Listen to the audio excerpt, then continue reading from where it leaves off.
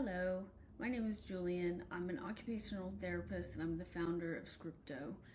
In this video, I'll give you a quick walkthrough of how to use the free functional capacity assessment template effectively and how to combine it with Scripto if you wish. This demo is meant for OTs and other clinicians that are writing functional capacity assessments for NDIS participants. Just a little bit about myself. I'm an OT practicing in Queensland. I graduated from Bond University with my Master's of OT. And when I entered community private practice, nothing prepared me for the reality of NDIS reporting requirements. Despite having supervision, I found myself drowning in the complexity of writing reports that needed to not just bring good funding outcomes to my clients and their families, but also communicate with support coordinators, NDIS planners, and multidisciplinary teams. Clinical reports are communication tools that can transform the care and coordination of a client's NDIS plan, but only if we manage and disseminate them effectively. And often what I've found is that we spend so much time writing our reports that we don't spend as much time thinking about maximizing their impact and how they are presented. And this can affect every stakeholder in the disability support ecosystem. I'm a big proponent of using tech to give OTs their time back and to also improve the quality and consistency of our reporting. And that's how we would use Scripto and the template in conjunction. We would use them together as powerful aids to enhance our workflow. This is why I've offered the free template and built the platform Scripto, and I can share more about that with you later. But first, let's jump into the free report template. You may have downloaded this at scriptoai.com.au for free. Let's first talk about the information gathering prompts that we've provided you with. So each section will have a bulleted list of information gathering prompts that may prompt you to ask specific information that you may or may not recall at the time of the assessment. So the idea is you just have this Word document open in front of you during the assessment, and if you forget to ask something, you can just quickly glance at the prompts underneath each section to jog your memory. In this example, NDIA planners want to know what previous medical interventions our clients have undergone as therapy, whether through Medicare or through private health insurance. So these are there for your use under each section, and in practice you would simply jot your clinical notes here, or if you are using an AI scribe, you would make sure that you asked questions that elicit information in each of these areas. Now let's go to the table of contents and the outline of recommended supports. These work hand in hand. So these are the visual aids that will assist other people in digesting and skimming your report effectively.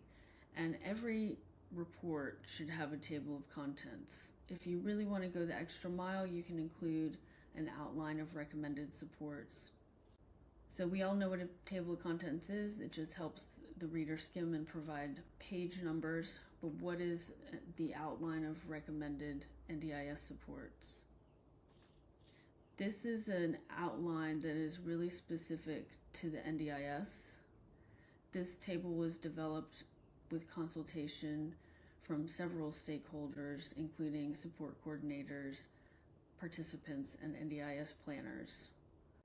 Planners prefer that our recommendations are organized according to budget category in the new system PACE.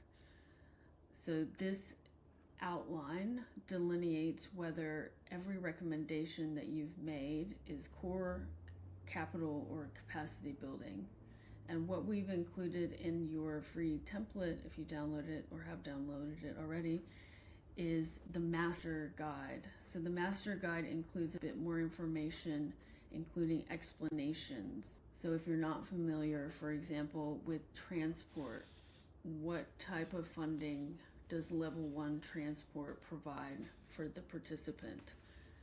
And also we have some clinical tips here on how and why do we justify transport when we're writing our recommendations for transport. We also have some links in the footnotes to the NDIS website, so that you can read more about certain categories. And for example, if you're not familiar with how assistive technology is funded within the NDIS. So to use this in your practice, you would simply remove every item of recommendations that does not apply to your client.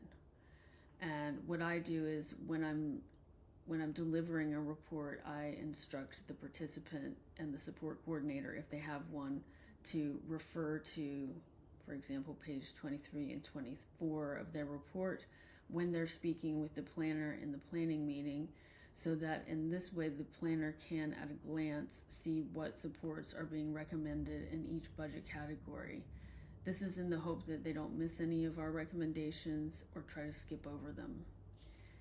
We do have to be careful as OTs to stay within our scope. However, we can still do whatever is in our power to ensure that the planners can see quickly and clearly what we're recommending in a language that makes sense to them. So this is a very useful tool, and I highly recommend taking the time to customize this and include this in your reports.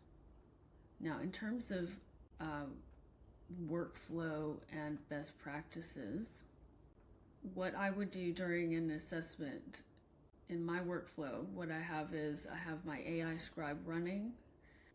That way it's capturing everything that is said, and I have a nice transcript that I can refer to.